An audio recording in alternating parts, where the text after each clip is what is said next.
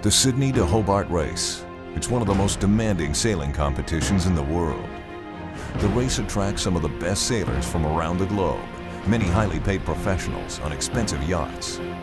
At only 35 feet long, the AFR Midnight Rambler and its amateur crew seemed unlikely competition.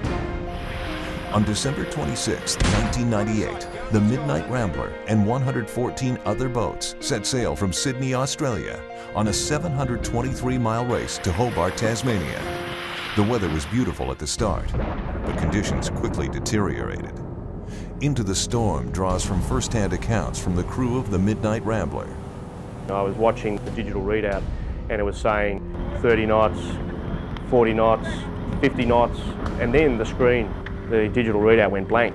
So I've looked up and the wind has blown the wind meter off the top of the mast. For the next 24 hours, boats battled perilous conditions. Wind gusts of nearly 100 miles per hour and monstrous 80-foot waves that towered over boat masts. We had two bad knockdowns. The force of the wave just took me away. There was no way you could hang on. I floated through the air with as much dignity as I could muster and cracked my head on one of the bolts that was holding fittings on the deck.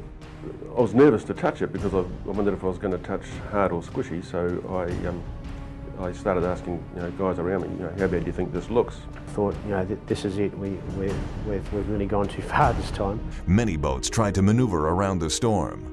Others ran for land. But the crew of the AFR Midnight Rambler chose to head directly into the storm. By the time the race was over, 5 yachts had sunk. 55 sailors were saved in what became the largest search and rescue operation in Australia's history. And tragically, 6 men died.